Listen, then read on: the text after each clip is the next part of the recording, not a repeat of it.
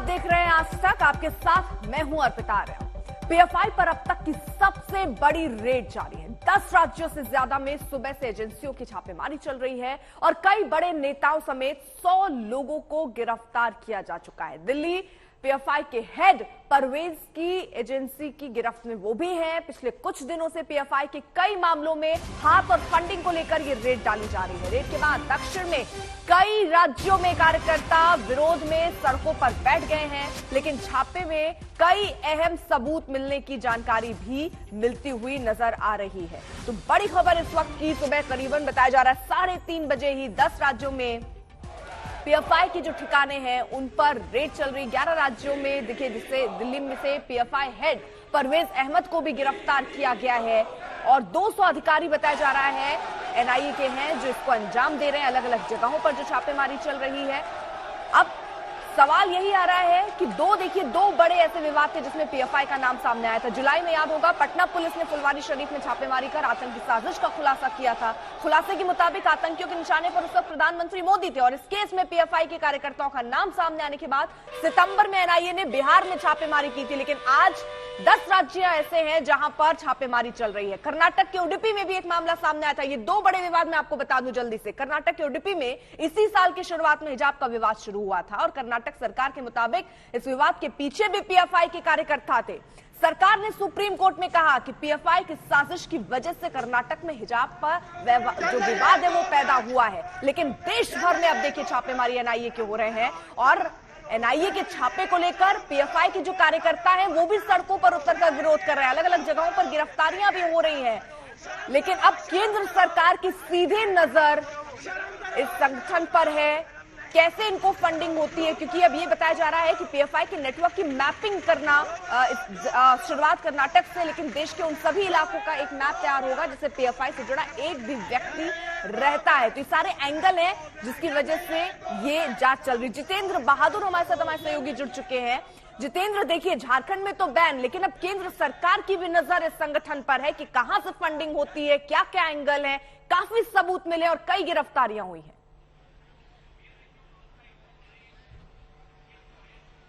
बिल्कुल, केंद्र सरकार की तरफ से ये बड़ी कार्रवाई की गई है। जो एजेंसी है एनआईए ने इस पर ताबड़तोड़ छापेमारी रात से ही शुरू कर दी थी। आपको बता दें कि कुछ जो पॉपुलर फ्रंट ऑफ इंडिया से जुड़े हुए लोगों को यहां दिल्ली में लाया जा सकता है और उनसे कड़ी पूछताछ की जा सकती है। इस वजह से एनआईए जो हेडक्वार्टर है उसकी सुरक्षा बढ़ा दी गई है। यहां पर जो दिल्ली पुलिस की जो गाड़ियां हैं, दिल्ली पुलिस के जो जवान हैं, उन लोगों को तैनात किया गया है। आप देखिए कि पूरा इन गाड़ियों में दिल्ली पुलिस के जवान ज्यादा संख्या में यहां पर इस वक्त मौजूद हैं और एनआईए हेडक्वार्टर के आसपास पैरामिलिट्री फोर्सेस के जवानों को भी तैनात किया गया है। तो पूरी कार्रवाई इस वक्त जो है वो अलग अलग राज्यों में हो रही है, लेकिन दिल्ली में पॉपुलर फ्रंट ऑफ इंडिया से जो जुड़े हुए सीनियर लोग हैं उनको लाया जा सकता है, जिन लोगों की गिरफ्तारी हुई है। 106 जगहों पर एनआईए ने देश भर में छापेमारी की है और इसमें ये पता चल रहा है कि जिन लोगों की गिरफ्तारियां हुई हैं उसमें से कई ऐसे लोग हैं जो senior office bearer popular front of India के हैं। उन लोगों को यहां दिल्ली ला करके उनसे पूछताछ की जा सकती है, क्योंकि ईडी ने जिस तरीके से इनका डोजियर तैयार किया था और विदेशों से जो इनकी फंडिंग आ रही थी उस फंडिंग के बारे में विस्तृत जानकारी इनके पास इस समय एजेंसियों के पास मौजूद है। तो उसको लेकर के किस तरीके से कार्रवाई करना है वो तमाम जानकारियां इस वक्त एजेंसियों के पास मौजूद हैं और इनसे पूछताछ करने के बाद आगे और बड़े खुलासे होंगे। जी जितेंद्र, दिल्ली में पीएफआई के हेड जो है वो भी अरेस्ट हुआ है। उनसे अब 100 लोगों से ज्यादा लोगों की गिरफ्तारी हुई है। तो किस तरीके से अब आखिर रणनीति एनआईए की रहने वाली है, क्योंकि एक तरफ जहां ये छापेमारी हो रही है, गिरफ्तारियां हो रही है, दूसरी तरफ कार्यकर्ता सड़कों पर उतरकर विरोध कर रहे हैं। देखिए, पॉपुलर फ्रंट ऑफ इंडिया के कार्यकर्ता जो हैं वो सड़कों पर उतर सकते थे, इस बात की आशंका पहले से ही एजेंसियों को थी और जांच एजेंसियों ने इसी वजह से रात में ये पूरा ताबड़तोड़ ऑपरेशन किया।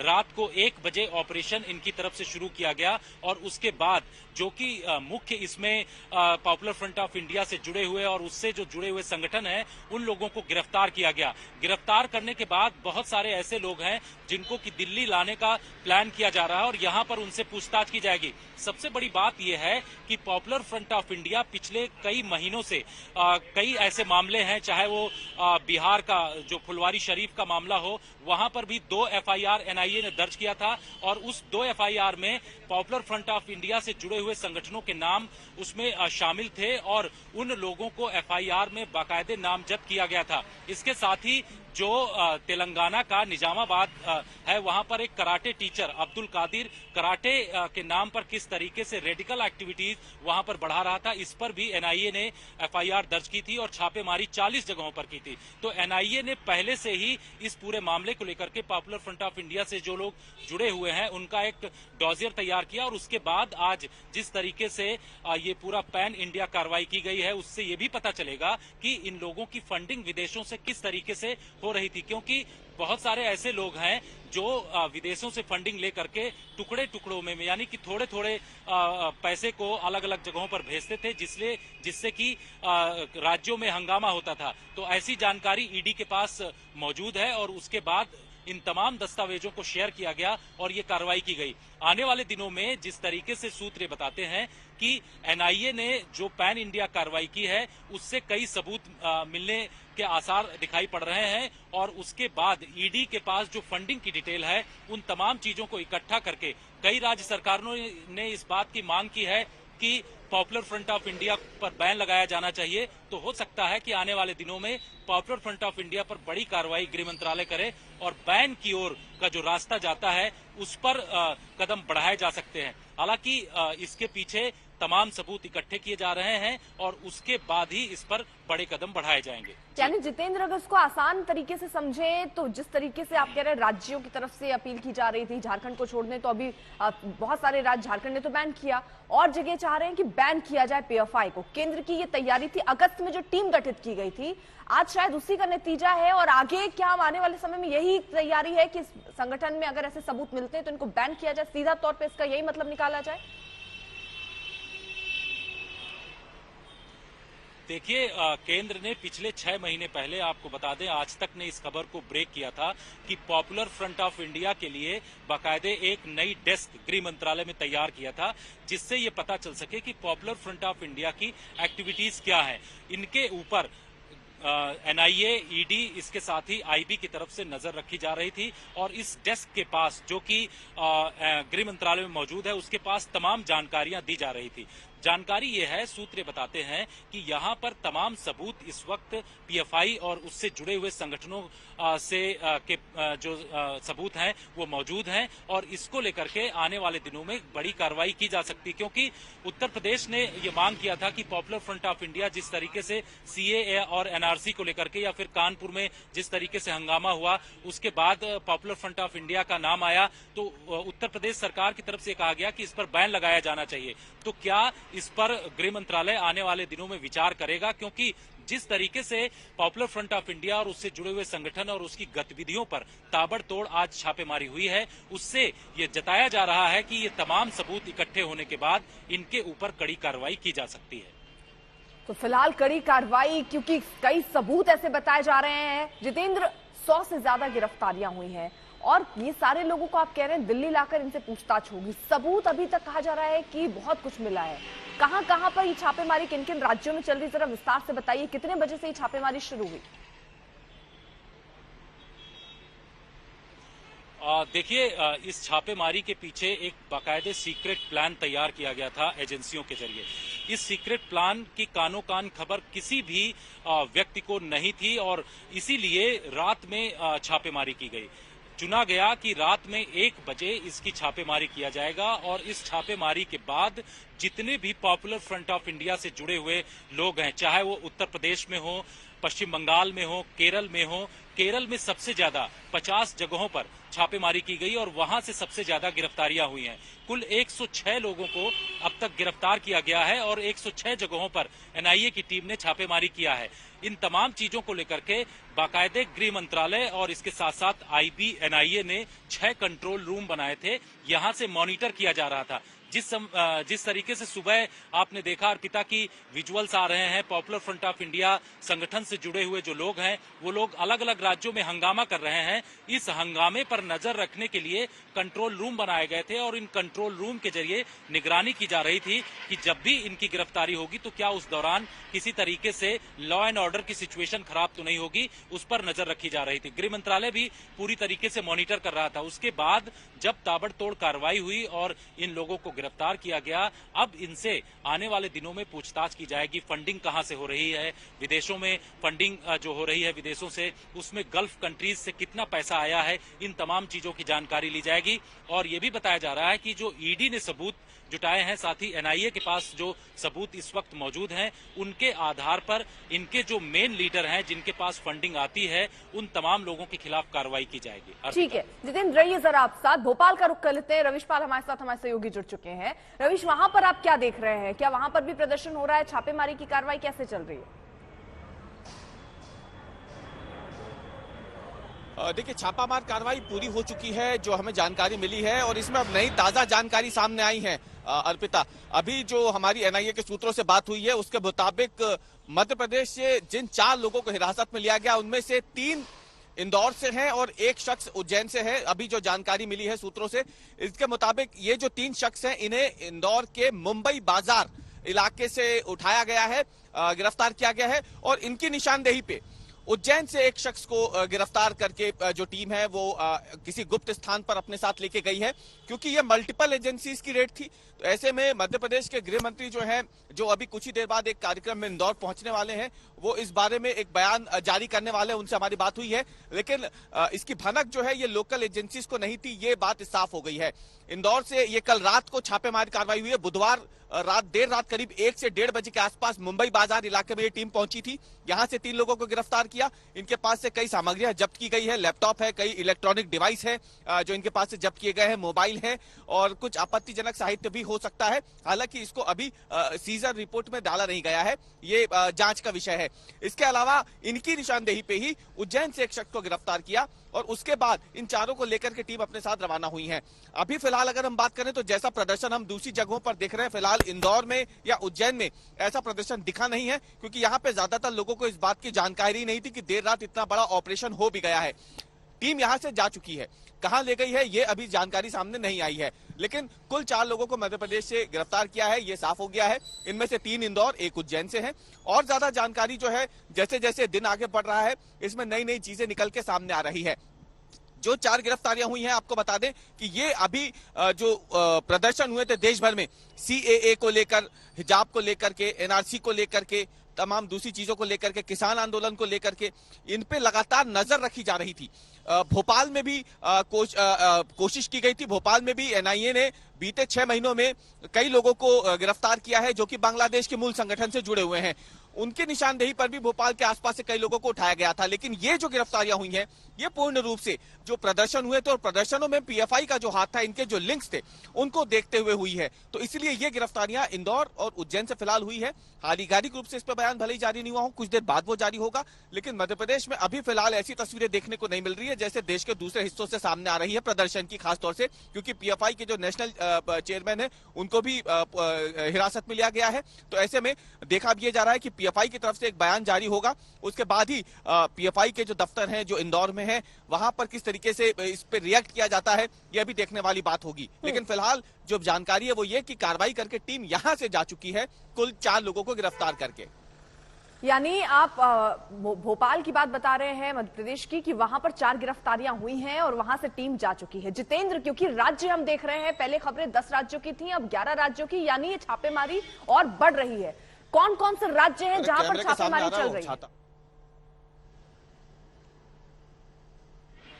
बिल्कुल अर्पिता, 10 राज्यों से अब 11 राज्य इसमें शामिल हो गए हैं। अलग अलग जगहों पर जिस तरीके से कार्रवाई हुई है, जिसमें केरल जो है सबसे ज्यादा वहां पर रेड की गई है। 50 जगहों पर केरल में एनआईए की तरफ से रेड मारी गई है। इसके साथ ही ये बताया जा रहा है कि पश्चिम बंगाल में, तमिलनाडु में, कर्नाटक में, उत्तर प्रदेश की राजधानी लखनऊ में भी एनआईए ने वहां से 2 लोगों को गिरफ्तार किया है। साथ ही दिल्ली का शाहीन बाग का जो इलाका है, यहां पर पर एनआईए ने रेड की थी और यहां से भी गिरफ्तारी हुई है। इसके अलावा पश्चिमी उत्तर प्रदेश के कुछ इलाके हैं, आंध्र प्रदेश, तेलंगाना के जो राज्य हैं, वहां पर भी रेड एनआईए की तरफ से मारा गया है। इसमें 106 जगहों पर एनआईए की तरफ से रेड इस पूरे मामले को लेकर के किया गया है।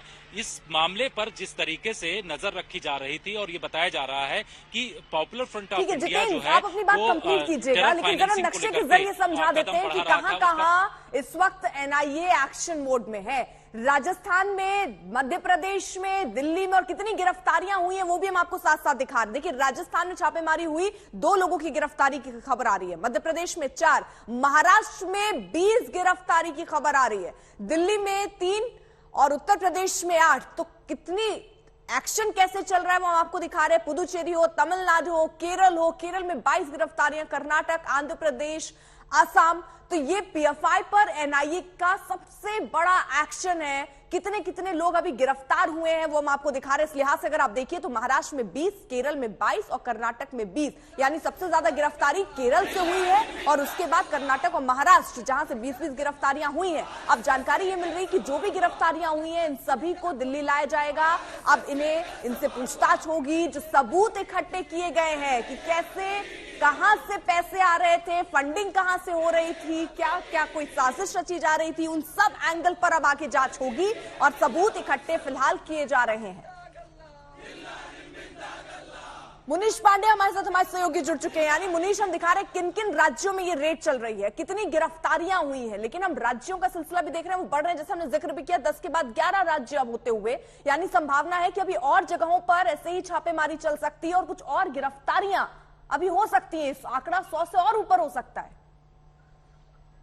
जी बिल्कुल अर्पिता, 1 दर्जन से ज्यादा राज्यों में ये लगातार छापेमारी एनआईए, ईडी और वहां की राज्य पुलिस के द्वारा की जा रही है। और जो गिरफ्तारी का सिलसिला, जैसे आप बात कर रही थी, 100 से बढ़कर 106 हो चुका है इस वक्त। और सबसे ज्यादा जो गिरफ्तारी है वो केरल और महाराष्ट्र से है। ये साफ दर्शाता है कि उन राज्यों में जहां पर पीएफआई की मौजूदगी ज्यादा थी, जहां पर उनकी गतिविधियां ज्यादा थी, वहां पर ये गिरफ्तारियां ज्यादा हुई हैं। अगर केरल की बात कर ले, महाराष्ट्र की बात करें, तो इसके पहले भी हम देखें कि अलग अलग मामलों में पीएफआई का नाम लगातार सामने आता रहा है। दिल्ली की अगर बात कर ले तो चाहे हाथरस का मामला हो जाए, चाहे वो दिल्ली में दंगों का मामला हो जाए, चाहे शाहीन बाग वाला मामला हो, इन सभी मामलों में पीएफआई का नाम सामने आया था। और ये सारे मामले सामने आए तो कहीं ना कहीं ये सरकार के लिए और खासकर के गृह मंत्रालय के लिए लगातार सरदर्द बन गया था, क्योंकि अलग अलग राज्य की जो सरकारें थी, खास करके यूपी से योगी आदित्यनाथ ने तो एमएचए को एक पत्र लिखा था और पत्र लिखकर उन्होंने कहा था कि पीएफआई एक ऐसी संस्था है जिसे कि तुरंत का तुरंत देश हित के लिए बैन कर देना चाहिए। जब एनआईए और ईडी ने मिलकर अपना प्रेजेंटेशन दिया था एमएचए के सामने, गृह मंत्रालय के सामने, तो उन्होंने साफ तौर पे कहा था कि मामला चाहे किसी दंगों का हो, मामला चाहे किसी गैंगरेप का हो या मामला किसी आतंकी गतिविधि से हो, पीएफआई का पूरा जो मंशा होता है वो है यह है कि किसी भी तरीके से देश में दंगों को भड़काए रखना। गए उसकी प्लानिंग आपने देखा सुना कि वो भारत को पहले ही मुस्लिम राष्ट्र बना देना चाहता 1947 के पहले। तो जो इतना बड़ा कुकृत्य करता हो, फंड इकट्ठा करता है, भारत के खिलाफ आंदोलन करता है, भारत के जनमानस को भड़काता है, तो ऐसे संस्थानों पर अगर कार्रवाई हो रही है, दुर्भाग्य है जब फुलवारी शरीफ में पीएफआई पर छापे पड़े तो जो पुलिस का वक्तव्य आया था वो निराशाजनक आया था। उसे सांस्कृतिक संगठन बताने की कोशिश की गई थी। ये नीतीश बाबू, ये लालू बाबू, लालू यादव, ये लोग, नीतीश जी तुष्टीकरण की राजनीति करते हैं। तुष्टीकरण की राजनीति में कभी लालू जी सिम्मी को, लोग कहते हैं कि सिम्मी पर जब बैन हुआ तो सिम्मी को बंद करके पीएफआई बनाया। तो ये सिम्मी को जब बंद हुआ था उसमें लालू यादव का राज था। ये बिहार खास करके स्लीपर सेल आतंकवादियों के लिए बनते जा रहा है।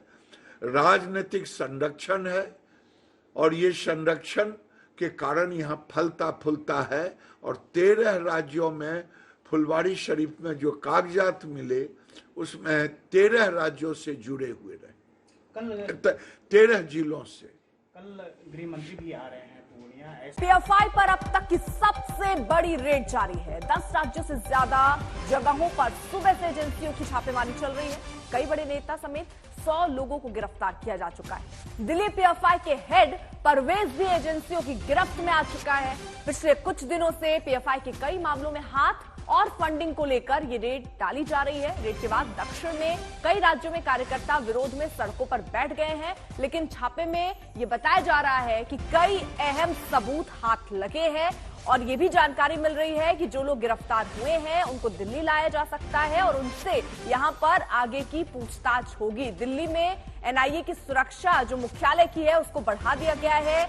टेरर फंडिंग को लेकर पीएफआई पर शिकंजा जो है वो कसता हुआ नजर आ रहा है। अभी तक केरल से 22 गिरफ्तारियां हो चुकी हैं, कर्नाटक से 20 गिरफ्तारियां, महाराष्ट्र से भी 20 गिरफ्तारियां हो चुकी हैं। दिल्ली का पीएफआई दफ्तर जो आप देख रहे हैं, इसका न सिर्फ हेड गिरफ्तार हुआ बल्कि ये जो दफ्तर है उसे भी सील कर दिया गया है। तो एक्शन मोड पर एनआईए और रात में ही ये छापेमारी अलग अलग जगहों पर हुई है। 11 राज्य अब समझिए आप जहां पर छापेमारी हुई, गिरफ्तारियां 100 से ज्यादा हुई हैं। सबूतों को खंगाला जा रहा है, किस तरीके के कनेक्शन रहे हैं, फंडिंग कहां से हुई है, इन सारे एंगल पर आगे जांच होगी।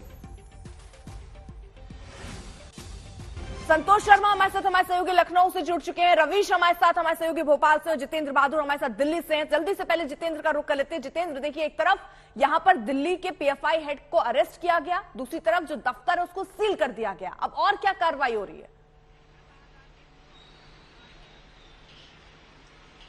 देखिए अर्पिता, ये जानकारी मिल रही है कि पॉपुलर फ्रंट ऑफ इंडिया से जुड़े हुए जो सीनियर लोग हैं उन लोगों की जो गिरफ्तारी हुई है, गिरफ्तारी के बाद उनकी पूछताछ के लिए उनको दिल्ली लाया जा सकता है और दिल्ली के एनआईए हेडक्वार्टर में उनसे पूछताछ हो सकती है। सबसे बड़ी बात यह है कि इन लोगों की जो गिरफ्तारियां हुई हैं उसके पीछे एनआईए के पास पर्याप्त सबूत हैं, साथ ही जो इन्फोर्समेंट डायरेक्टरेट है उनके पास भी फंडिंग को लेकर के पर्याप्त सबूत हैं। ऐसी जानकारी मिल रही है कि इन लोगों के पास जिस तरीके से जो टेरर फंडिंग को लेकर के जानकारी थी, साथ ही जो रेडिकल एक्टिविटीज अलग अलग राज्यों में इनके द्वारा किया जा रहा था, उस बात को लेकर के ये छापेमारी की जा रही है। सबसे बड़ा अहम खुलासा ये हो रहा है कि टेरर फंडिंग किस तरीके से जो पॉपुलर फ्रंट ऑफ इंडिया से जुड़े हुए लोग हैं वो कर रहे थे, उसके लिए फंडिंग विदेशों से आ रही थी और उस फंडिंग के पीछे किन किन लोगों का हाथ है, उन तमाम चीजों की जानकारी अब आने वाले दिनों में एनआईए और ईडी की तरफ से किया जाएगा। इनसे पूछताछ में इस बात का भी पता चलेगा कि जो विदेशों से, खासतौर से गल्फ कंट्रीज से जो पैसा आया है, उस पैसे को किस तरीके से अलग अलग राज्यों में उसको भेजा गया और एनआरसी और सीएए का जो प्रोटेस्ट हुआ था, उस प्रोटेस्ट के दौरान ये पैसा किस तरीके से वहां पर रूट किया गया, इन तमाम चीजों की जानकारी हासिल की जाएगी। यहाँ दिल्ली का जो एनआईए हेडक्वार्टर है, यहाँ पर गतिविधियां इस वक्त तेज हो गई हैं और यहाँ पर कुछ लोगों को लाने के लिए कोशिश की जा रही है और वो जो अलग अलग जगहों पर उनको अरेस्ट किया गया है उनको धीरे धीरे यहाँ पर लाया जाएगा। बताया भी जा रहा है कि यहाँ की जो सुरक्षा बढ़ाई गई है उसमें जिस तरीके से पॉपुलर फ्रंट ऑफ इंडिया के लोग अलग अलग राज्यों में इस समय हंगामा कर रहे हैं, उस हंगामा की वजह से इस बात का खतरा दिखाई पड़ रहा है कि कहीं यहाँ दिल्ली जो एनआईए का हेडक्वार्टर है यहाँ तक न पहुंच जाए। इस वजह से अलग अलग जगहों पर यहाँ पर सुरक्षा बढ़ाई गई है। एक बार यहाँ दिखाएंगे कि किस तरीके से जो है वो सुरक्षा बढ़ाई गई है, या दिल्ली हेडक्वार्टर के आसपास का पूरा आप एरिया देखिए। यहाँ पर सिक्योरिटी जो पुलिस की है उसको टाइट कर दी गई है, साथ ही पैरामिलिट्री फोर्सेस के जवानों को भी यहाँ पर तैनात किया गया है। तो इस तरीके की व्यवस्था इस वक्त की जा रही है क्योंकि जो सीनियर लीडर हैं पॉपुलर फ्रंट ऑफ इंडिया। ठीक है जितेंद्र, जल्दी से, क्योंकि तमाम सहयोगी अलग अलग जगहों पर इस वक्त मौजूद है, वहां पर किस तरीके से एक्शन चल रहा है उस पर हम तक जानकारी पहुंचा रहे हैं। संतोष भी हमारे साथ है, रवीश भी और रोहित भी है। रवीश, आप जहां पर है वहां पर क्या गतिविधियां आप देख रहे हैं? वहां से टीमें जा चुकी है, 4 की गिरफ्तारी हुई, उसके अलावा भी कोई अपडेट?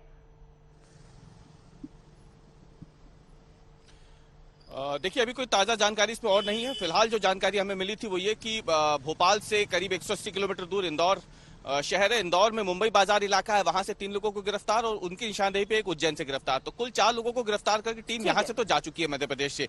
सबसे बड़ी बात यह है कि जो एनआईए की तरफ से जानकारी दी गई है उसके मुताबिक लोकल पुलिस को भी इसमें शामिल किया गया था, लेकिन मुंबई बाजार में जो कार्रवाई हुई है उसमें लोकल पुलिस शामिल नहीं थी। हालांकि उसकी निशानदेही के बाद उज्जैन में जो गिरफ्तारी हुई है उसमें जरूर लोकल पुलिस को शामिल किया गया था, लेकिन लोकल पुलिस से भी जो सूत्र है हमारे उसके मुताबिक कुल 4 लोगों को गिरफ्तार कर टीम यहां से रवाना हो गई है। कोशिश ये है कि इन्हें जल्द से जल्द एनआईए दफ्तर ले जाकर के इनसे पूछताछ शुरू की जाए और खासतौर से सबसे बड़ी पूछताछ का जो लिंक रहेगा वो यही रहेगा कि आखिरकार ये जो प्रदर्शन हुए थे देश भर में, मध्य प्रदेश में भी जो प्रदर्शन हुए थे, आखिरकार इसके लिए फंड जो आया था वो कैसे रूट हुआ था। ये इस पूरी जांच का सबसे बड़ा विषय रहेगा। ठीक है संतोष, लखनऊ में किस तरीके का एक्शन? देखिए, लखनऊ में 2 जगहों पर छापेमारी और गिरफ्तारी की बात की जा रही है। मैं इस समय पर लखनऊ के गाजीपुर थाना क्षेत्र का ये ए ब्लॉक इलाका है, जहां से एक वसीम नामक युवक को गिरफ्तार किया गया है। वसीम पेशे से टेलरिंग का काम करता है, लेकिन जब सीएएनआरसी के दंगे हुए उसमें जो लखनऊ के खदरा इलाके में जो हिंसा हुई थी, आगजनी हुई थी, उसमें वसीम का नाम आया था और वसीम उसी समय पर लखनऊ पुलिस के द्वारा गिरफ्तार किया गया था। लेकिन आज करीब 2:30 बजे यहाँ पर ऑपरेशन हुआ इस जगह पर और यहाँ से वसीम को गिरफ्तार किया गया। वसीम के घर में उसके माता पिता हैं, उसकी पत्नी है, करीब 27-28 साल का ये नौजवान है और इसके 2 अन्य जो छोटे भाई भी हैं जो पड़ोसी हैं। दीपक, हम उनसे जानेंगे। दीपक, ये वसीम कितने बजे ऑपरेशन हुआ, क्या आपने देखा, जब पुलिस कितने बजे पकड़ने आई? पुलिस तो नहीं, करीबन 3:30 का वक्त हुआ था सुबह का। तो एनआईए की पूरी टीम आई, जिसमें केंद्रीय सुरक्षा बल की पुलिस फोर्स थी जो है, और वो फोर्स आई गली में जो है। तो हम लोग भी देख के अचंभित हो गए कि आखिर सुबह से ऐसा क्या मान होगा। तो क्योंकि वो ज्ञानवापी वाला मामला भी चल रहा है, तो शायद मन में हम लोग आइडिया लगा क्या होता है, जैसा कि सिक्योरिटी के लिए पूरी फोर्स आई। मगर उसके 1.5-2 घंटे बाद खबर मिली कि वसीम के घर पे एनआईए ने छापा मारा है, उसको गिरफ्तार। वसीम का पहले भी गिरफ्तार हुआ है, क्या हुआ? देखिए, इसके लिए मुझे संतोष जरा रुकिए, मैं आपको रोक रही हूँ 2 मिनट के लिए, क्योंकि केशव प्रसाद मौर्य से हमारे सहयोगी ने खास बातचीत की इस पूरे मसले पर। वो क्या कह रहे हैं वो सुन लेते, फिर लौटूंगी। प्रयास है और उसका परिणाम आने वाले समय। सर, एक सवाल है, पीएफआई की फंडिंग को लेकर के रेड्स हो रही हैं। उत्तर प्रदेश में खासी सक्रियता रही है, जो अलग अलग कार्यक्रम हुए हैं उसमें फंडिंग देखी गई है। तो यूपी पुलिस को अभी तक भनक किसकी नहीं लगी? आपको लगता है कि नहीं, ये कहना कि भनक नहीं लगी है वो सही नहीं है, लेकिन पीएफआई निश्चित तौर से सिमी का बदला हुआ रूप है और वह बदले हुए रूप में तमाम देश विरोधी, समाज विरोधी गतिविधियों का हिस्सा बनती है। तो आज एनआईए की जो छापेमारी है उसमें बहुत कुछ सामने आ रहा है, लेकिन उसके संबंध में छापेमारी के बाद जो भी विषय आएगा वो एनआईए के माध्यम से बताया जाएगा। शुक्रिया बातचीत के लिए। तो ये हैं डिप्टी सीएम केशव प्रसाद मौर्य, जिनका कहना है कि आज महिलाओं के लिए खास दिन है और महिलाओं की आवाज विधानसभा में गूंजेगी और सभी महिलाओं को मौका मिलेगा। पीएफआई की फंडिंग को लेकर के जो एनआईए की रेड्स हो रही हैं उस पर उन्होंने कहा कि पीएफआई सिमी का बदला हुआ रूप है और अब जो छापेमारी हो रही है, रेड्स हो रही है, उसके बाद बहुत कुछ सामने आएगा। वीडियो जर्नलिस्ट रोहित मिश्रा के साथ शिल्पी सेन, लखनऊ, आज तक। रोहित भी हमारे साथ इस वक्त मौजूद है पटना से। रोहित, पटना में भी क्या एक्शन देखे जा रहे हैं? कितनी गिरफ्तारियां वहां से अभी तक हुई हैं? देखिए, पटना की अगर बात करें तो पटना में जो पीएफआई का नेटवर्क था, आपको याद होगा जुलाई महीने में ही जबरदस्त एक बड़ा नेटवर्क का खुलासा हुआ था। उसके बाद लगातार पीएफआई को जो है खंगाला जा रहा है बिहार में पिछले 2-3 महीनों से। और अगर आज की बात करें तो आज पूर्णिया में जो है वो छापेमारी इस वक्त चल रही है। पूर्णिया जो है वो बिहार में पीएफआई का हेडक्वार्टर है। हेडक्वार्टर जो है वो पूर्णिया में ही है और सुबह से ही, आज तड़के सुबह से ही वहां पर एनआईए की टीम छापेमारी कर रही है। कई दस्तावेजों को खंगाला जा रहा है और पूर्णिया के साथ साथ औरंगाबाद में भी बताया जा रहा है कि वहां भी सीबीआई एनआईए की छापेमारी जो है वो चल रही है। हालांकि अब तक किसी तरह की गिरफ्तारी की खबर नहीं है, लेकिन पटना मॉड्यूल का जिस तरीके से खुलासा हुआ था वो सबसे लेटेस्ट एक नेटवर्क था पीएफआई का, जो पिछले हमने जुलाई महीने में देखा था, जिसको जो खुलासा जिसका किया गया था। और उसके बाद बिहार में किस तरीके से पीएफआई सक्रिय है इसका भी जो है खुलासा हुआ। और खासकर कल जब गृह मंत्री अमित शाह पूर्णिया के दौरे पर होंगे, उससे पहले आज जो छापेमारी पूर्णिया में एनआईए की टीम ने मारी है और लगातार वहां पर अभी महत्वपूर्ण दस्तावेज खंगाले जा रहे हैं। तो अमित शाह के दौरे से पहले जो है एक बड़ी कार्रवाई बिहार में पीएफआई के खिलाफ देखने को मिल रहा है। तो कुल मिलाकर जैसा आप बता रहे, पटना हो गया, लखनऊ हो गया, भोपाल हो गया, कोलकाता हो गया, अलग अलग जगहों पर छापेमारी चल रही है। जितेंद्र हमारे साथ दिल्ली से मौजूद है, जहां पर देखिए पीएफआई के हेड को अरेस्ट किया गया है, दफ्तर को सील कर दिया गया है। जितेंद्र, दिल्ली में अभी तक सिर्फ ये हेड के अलावा और भी गिरफ्तारियां हुई हैं?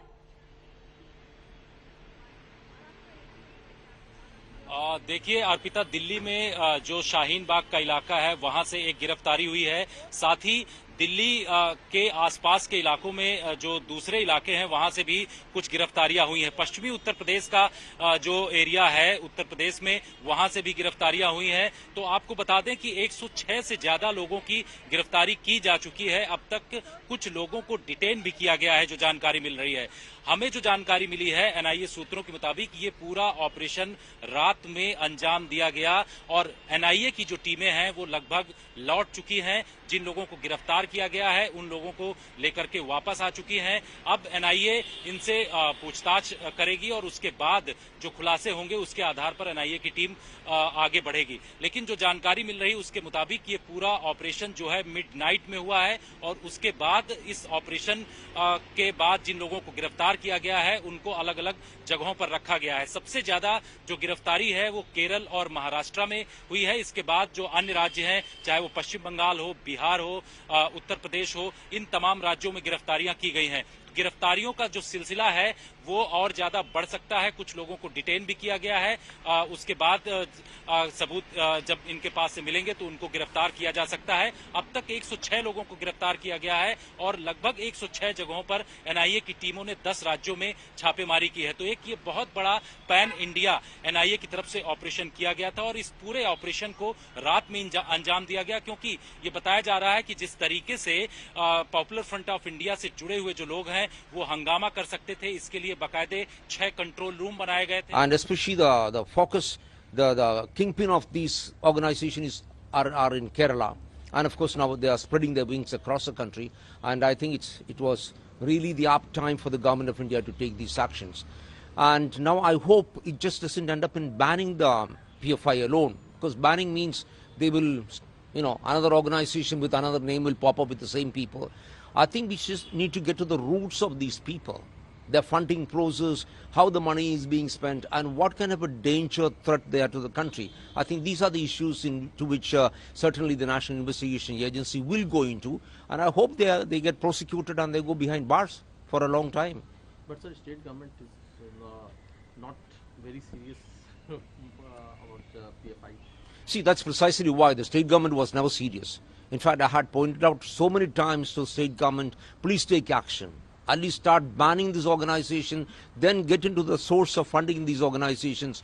Who are the people involved? But the state government did nothing because they are basically very soft on fundamentalists, especially the Islamic fundamentalists, because the party today wants their votes and they think that.